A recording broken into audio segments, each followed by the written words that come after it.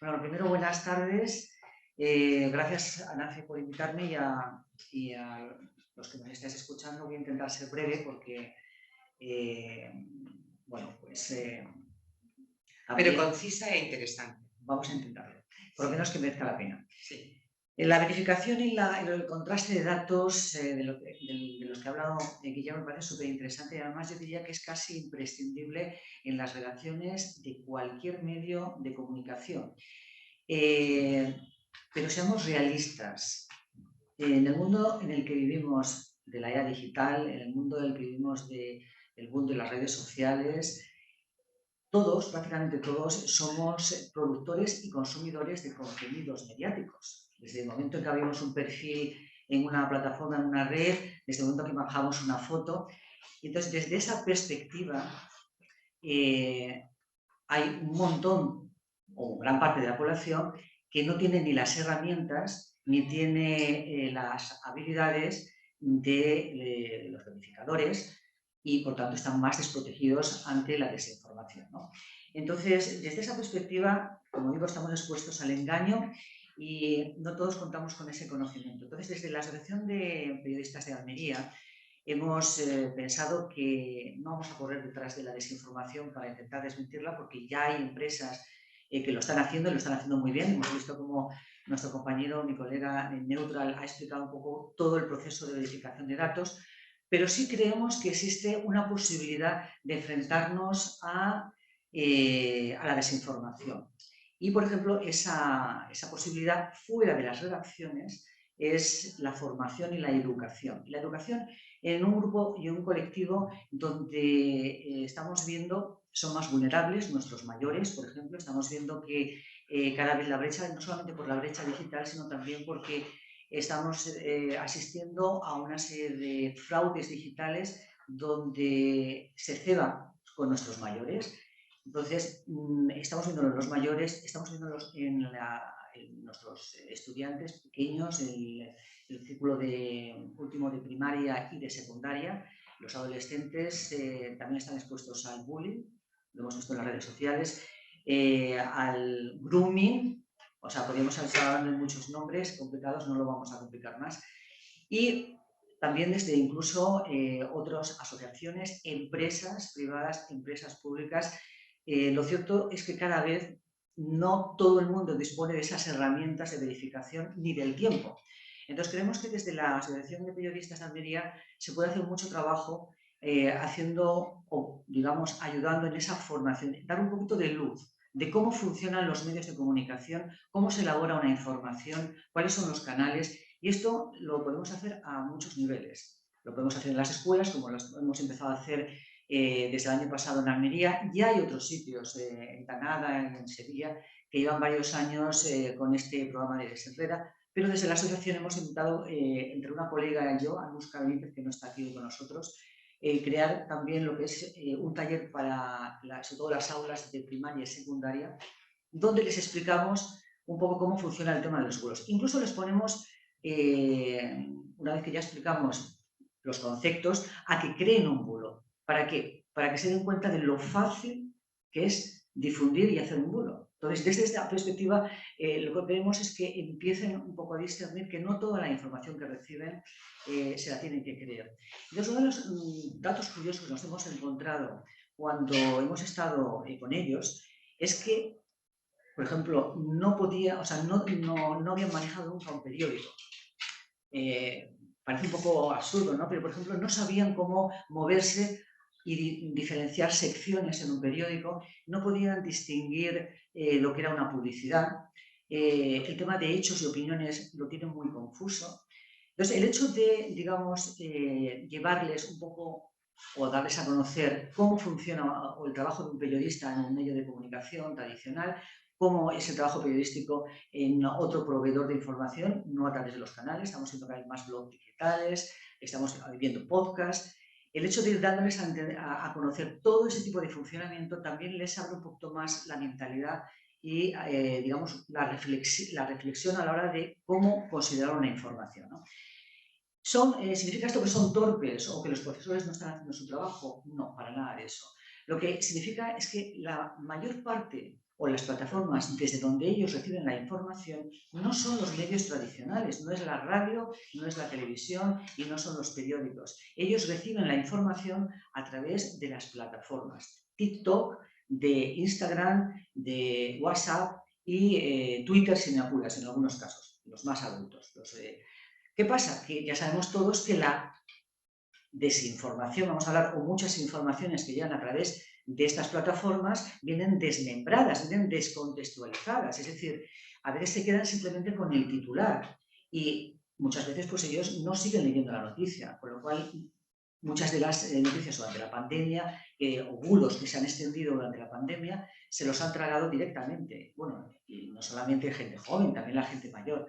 Es decir, que estamos viendo que hay un colectivo muy amplio, y no solamente jóvenes, sino también incluso a nivel de profesorado, porque al llevarle los talleres a estos alumnos y darles a conocer cómo funcionan los medios de comunicación, también les enseñamos un poco los criterios a la hora de crear contenidos, porque ellos también están bajando contenido, están publicando fotos, pero muchas veces de una forma, desconociendo un poquito el proceso de cómo respetar al otro, ¿no? Y lo estamos viendo además cada vez con más vídeos hiperrealistas, falseados, que tienen un origen, vamos, pornográfico. El país acaba una noticia muy interesante esta semana que el 90% precisamente de los vídeos falseados hiperrealistas es pornografía no consentida que se utiliza como arma de violencia machista. El 90%. O sea, estamos hablando que la amplificación, como decía antes mi compañero Guillermo, es increíble, ¿no? Entonces, en el caso de los alumnos, yo creo, de los estudiantes, de los más jóvenes, es prácticamente necesario llevar esta formación. Y desde la Asociación de Periodistas de Almería tenemos el taller de la prensa en mi clase. El año pasado se hicieron 11 talleres en algunos colegios e institutos de aquí de Almería, algunos en zonas, digamos, más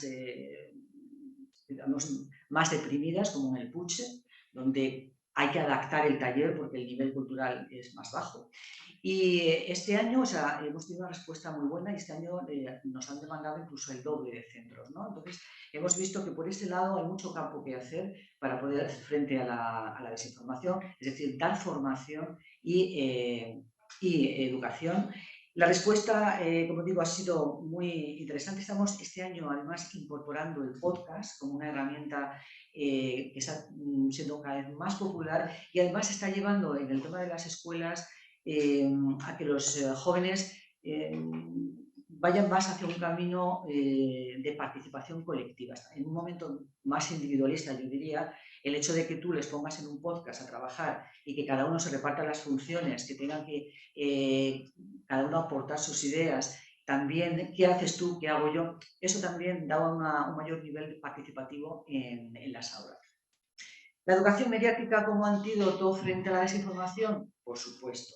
Los niños, adolescentes, los jóvenes se mueven en un escenario mediático, antes lo comentábamos, bajo el paradigma de la posverdad, es decir, donde las emociones, las creencias priman sobre los hechos. Y entonces, en este contexto es muy importante que ellos empiecen a desarrollar esa capacidad para examinar la información y evaluar los mensajes comunicacionales en el escenario digital, que es donde ellos realmente se mueven.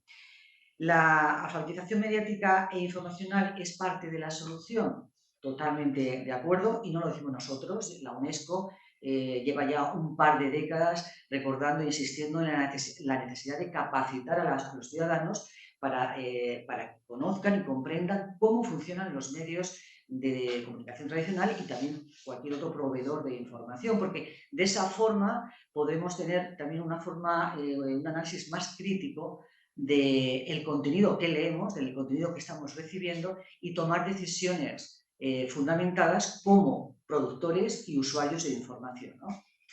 Algunas de estas actividades que hacemos con los estudiantes, pues vemos los hábitos y las prácticas de consumo mediático, aprendemos a buscar información en la web, cómo funcionan los motores de búsqueda, identificar fuentes, muy importante, quiénes proveen información, quién produjo esos datos, indagar líneas editoriales y marcas ideológicas, muy importante, porque a veces ellos reciben ese tipo de informaciones y no se paran a pensar que ese mismo tema otros medios ha podido dar otro ángulo. Simplemente se quedan con una visión. Entonces hay que intentar abrirles esa visión para que ellos mismos empiezan a discernir y a ver las diferencias, a ver qué fuentes utiliza un medio de comunicación o un blog digital, qué otras fuentes utilizan otros sobre la misma noticia, ¿no? Entonces intentamos abrirles un poco ese aspecto.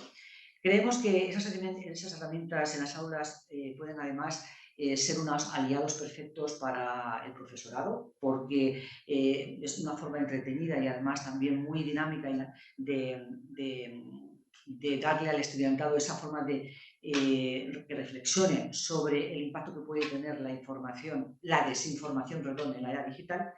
Y luego ya, volviendo a las redacciones periodísticas, aquí me gustaría hablar de otro tema, de cómo nos podemos enfrentar los periodistas contra la desinformación. A mí me gustaría hablar también un poco de otro aspecto. Y voy a hablar precisamente de cómo la presión por la inmediatez de la noticia, de contar la noticia los primeros, antes que la competencia, y cómo también la precariedad laboral que estamos viendo ahora mismo en el sector periodístico están jugando muy en contra precisamente de la información. Al contrario, son un caldo de cultivo, yo diría, que para la desinformación. Y voy a dar algunos ejemplos de cómo a veces los periodistas estamos sometidos a esta presión, ¿no? Yo, como antes comentaba, he trabajado para Euronews y no sé si recordáis una noticia que salió en el verano, un poco antes de la pandemia, sobre una isla noruega en la que no se iban a, digamos, prescindir del reloj, de los horarios. ¿A nadie le suena esta noticia? Bueno, es una isla noruega en la que de repente, bueno, pues será muy curioso que alguien te diga que en una ciudad, un pueblo de 300 habitantes, han decidido, en Noruega porque hay 64 días al año que no anochece y 64 días al año que está prácticamente a oscuras. Entonces se les ocurrió que como influía en su vida, los horarios no eran importantes. Entonces hubo una campaña de publicidad apoyada por el Estado estatal que presentó la campaña como una información. Y presentó la campaña como una información, pero no dijo que era publicidad.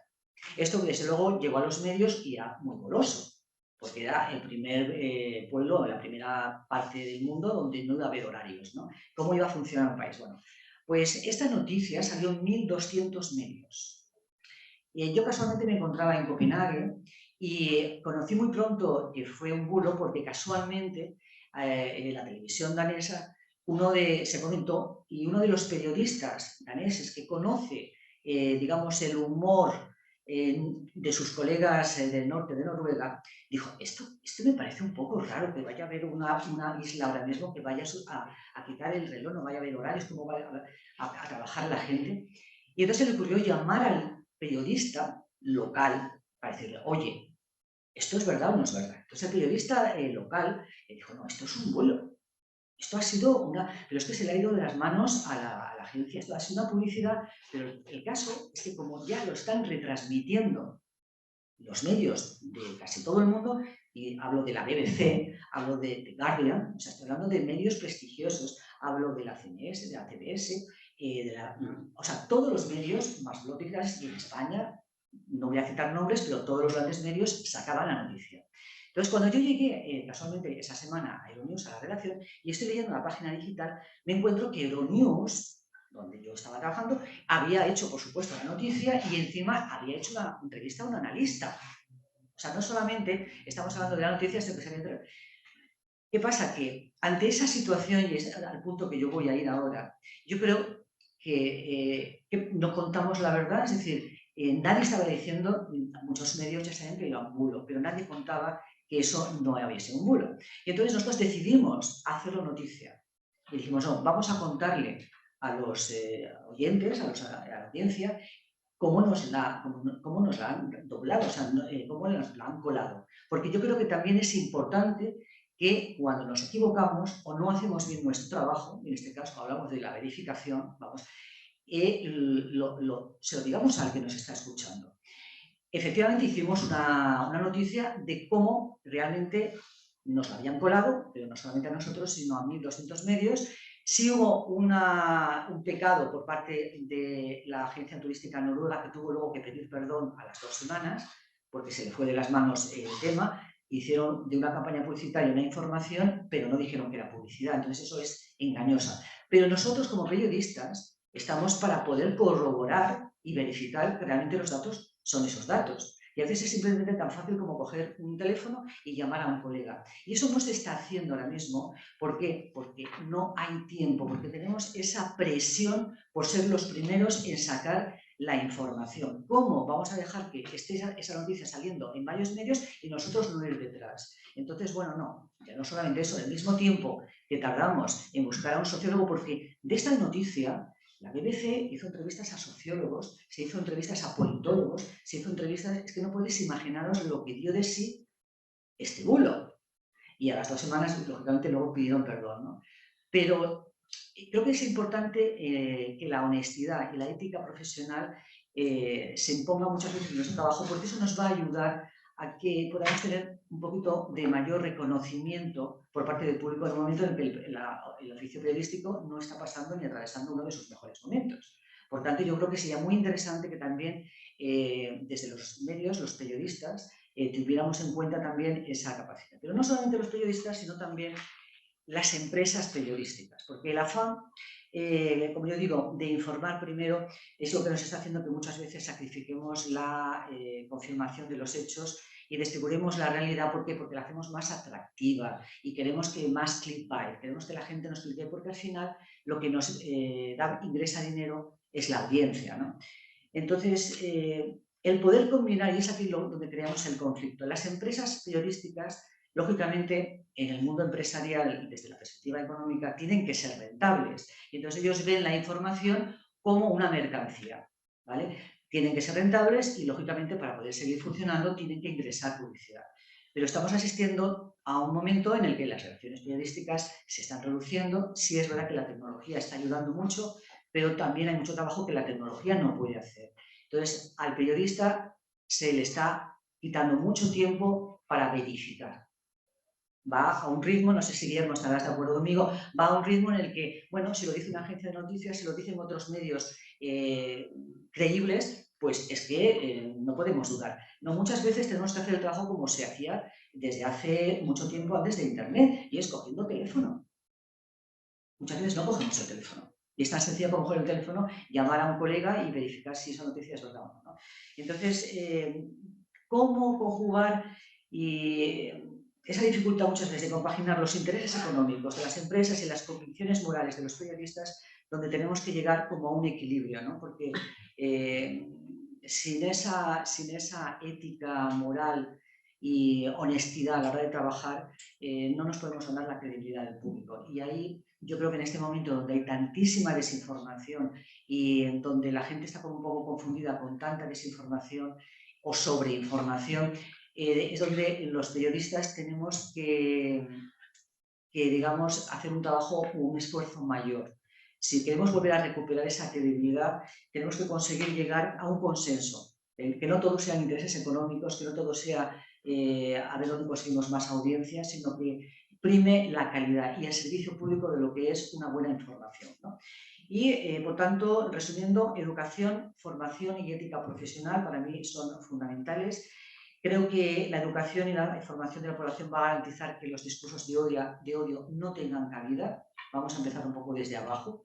Y, por otro lado, también yo creo que a veces hay que recurrir, no solamente basta con tener un alto nivel cultural, a veces hay que también enseñar, recibir formación específica, porque como antes decía Guillermo, cada vez nos estamos enfrentando a una tecnología, a la inteligencia artificial, y eso es complicado. Entonces no es fácil de entender, por tanto no solamente hace falta conocer cómo funciona un medio, sino también conocer un poquito más de cómo se falsean las noticias o cómo se detectan, ¿no?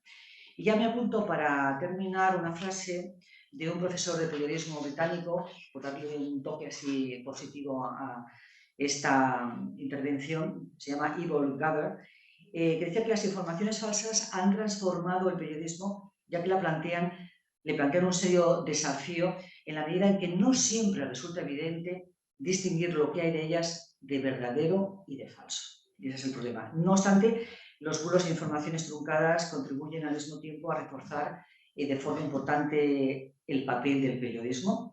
Y si hay alguien capaz de poder desmontar y denunciar la información falsa, son precisamente los periodistas, por supuesto, los periodistas responsables.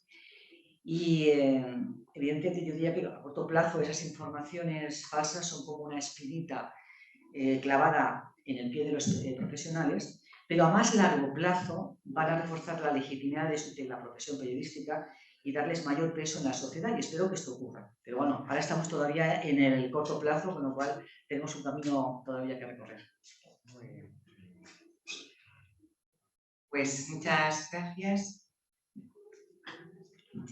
Sí. Yo, a modo de resumen, voy a aprovecharme de que el general Vallenilla no está aquí. No. Creo que él ha planteado de una forma muy interesante su intervención y nos puede ir viendo cómo ha derivado. Porque ha empezado diciendo que la guerra siempre ha existido, siempre que hablamos de hombre y territorio.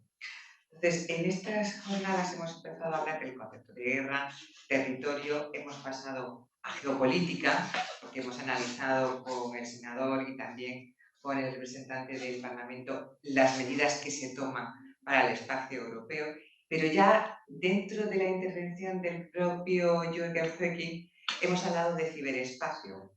Entonces ya hemos empezado a hablar de inteligencia artificial. Estamos viendo, y también se ha planteado de cómo podemos hacer frente a este problema. Hemos visto de distintas maneras. Claro, lo podemos plantear en plan territorial y ahí sería más bien la solución, cómo formar a nuestra sociedad a distintos niveles, porque si no tomas medidas a nivel local, no podrás solucionar un problema que ya no tiene espacio, territorio. No sé si me he explicado, es decir, que unimos lo que sería ciberespacio con concepto de territorio. La solución la tenemos que buscar desde nuestra formación, desde lo real, ¿no? Pero que va a abarcar a nuevas generaciones y a detectar la falsedad. Me parece que sin la intervención de los medios de prensa, como estamos viendo, de la formación que se hace desde la prensa, sería imposible encontrar una solución. Lo hemos visto que es tan complejo, pero sí, al final es hombre y territorio. Lo que pasa es que ahora el hombre siempre ha buscado la verdad y ahora no sabe ni siquiera lo que es la verdad, porque ni siquiera sabe detectar. Además, peor, como has dicho, es algo engañoso. El general además ha hecho también referencia al problema de lo engañoso frente a lo falso. Lo falso puede ser terrible, pero lo engañoso es todavía peor. Entonces, esa búsqueda de verdad y el territorio que no podemos fijarlo porque es espacial, o sea, no es complejo. Pero bueno, todos hemos aportado nuestro granito de arena a ese concepto de hombre y espacio. O sea que muchísimas gracias, ha sido un placer y nos volveremos a ver seguro que muy pronto. Bien.